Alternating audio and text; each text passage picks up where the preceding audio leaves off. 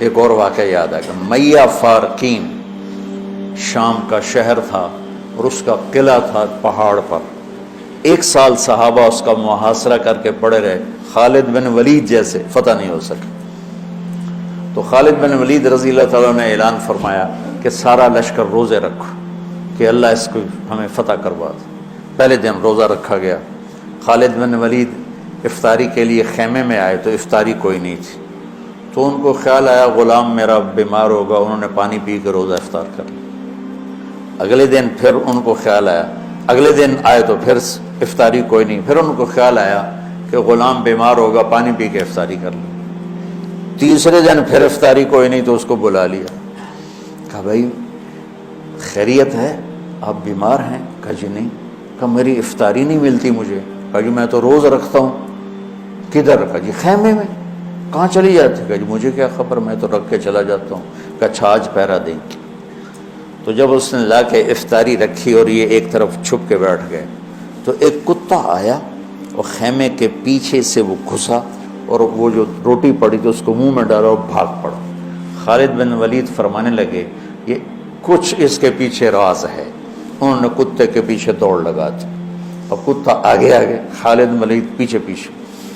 تو وہ کتا ایک ندی سی تھوڑے تھوڑے پانی والی ندی میں گھسا، وہ بھی گھسے. آگے ایک چھوٹا سا سوراخ تھا، اس میں گھس گیا. خالد بن ولید لمبا قد اور پتلے جسم کے تھے، دیکھنے میں لگتے تھے جیسے کوئی مکے دی مار ہیں، لیکن انہوں نے پہاڑوں کو راستے سے ہٹا دیا. سیف اللہ، اللہ کی تلوار. زید بن، آپ نے موتا کا لشکر بھیجا تو آپ نے کہا تمہارے امیر ہیں زید بن حارثہ، یہ شہید ہو جائیں تو پھر جعفر ہیں آپ کے چچا زاد، یہ شہید ہو جائیں تو پھر عبداللہ بن رواحہ، یہ شہید ہو جائیں تو پھر جس کو چاہو امیر بنا لینا. تو خالد بن ولید رضی اللہ تعالیٰ عنہ کی پہلی جنگ تھی یہ موتا. اسلام لائے اور یہ جنگ پیش آ گئی، صلح حدیبیہ کے بعد کی بات ہے. تو یہ موتا اردن میں ہے، میں وہاں 2 دفعہ گیا ہوں. زید بن حارثہ شہید ہو گئے تو جعفر تیار کیوں کہتے ہیں ان کو جھنڈا پکڑا تو انہوں نے ہاتھ کاٹ دیا، تو انہوں نے دوسرے ہاتھ میں لے لیا، انہیں وہ ہاتھ کاٹ دیا تو کٹے ہاتھوں سے جھنڈے کو یوں چمٹا لیا، انہیں پیچھے سے کاٹ دیا تو جھنڈا گر گیا. تو اللہ کے نبی مسجد نبوی میں بیٹھے ہوئے تھے اور فرما رہے تھے زید آگے بڑھ رہا ہے اور قتال کر رہا ہے اور وہ قتل ہوا اور وہ گیا جنت میں. پھر آپ نے فرمایا اب جھنڈا جعفر نے اٹھایا ہے اور وہ آگے بڑھا ہے، اس کے دونوں ہاتھ کٹے اور وہ گرا اور وہ گیا جنت میں، اور اس کے دونوں ہاتھوں کے بدلے میں اللہ نے جعفر کو 2 پر دے دیے ہیں جس سے وہ جنت میں اڑتا پھرتا ہے. اس لیے ان کو کہتے ہیں جعفر تیار. یہ اللہ کے نبی کی خوشخبری تھی کہ جعفر کو اللہ نے 2 پر دیے ہیں جس سے وہ جنت میں اڑتا پھرتا ہے.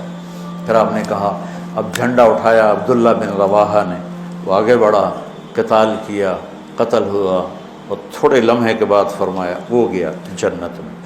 جھنڈا گر گیا، اب کوئی اٹھانے کی ہمت نہیں رکھتا.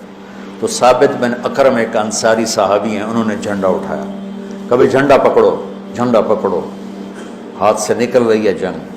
تو لوگوں نے کہا تو ہی پکڑ لے، تو بدری آدمی. ثابت بن اکرم بدری صحابہ، کہا بھائی میرے بس کا نہیں ہے، کسی اور کو پکڑاؤ. تو افرا تفری میں کس کے منہ سے نکلا خالد کو پکڑاؤ، وہ نہیں پتہ چلا، شور شرابہ تھا. تو کسی نے کہا خالد کو پکڑاؤ، یہ کہنا تھا کہ سب نے کہا خالد کو دو. اب اللہ کے نبی خاموشی سے اوپر دیکھ رہے ہیں، سے سامنے سناٹا اور ادھر یہ ہو رہا ہے. تو آخر سب نے کہا خالد تو وہ جھنڈا اٹھا. وہ کہنے لگے میں تو نیا مسلمان ہوں اور میری پہلی جنگ ہے، بابا کسی پرانے آدمی کو دو. تو سب کہیں تو ہی لے. تو خالد نے ایک ہاتھ میں جھنڈا پکڑ کے دوسرے ہاتھ سے جب یوں تلوار لہرائی نا تو میرے نبی نے فرمایا اب اللہ نے اپنی تلواروں میں سے ایک تلوار کو نکال لیا ہے. سیف اللہ. اس دن آپ کے ہاتھ سے 9 تلواریں ٹوٹیں لڑتے. پھر اللہ نے ان کے ہاتھوں فتح نصیب فرمائی۔ 3000 کے لشکر نے 1 لاکھ پہ غلبہ پایا۔ پانی پڑھو۔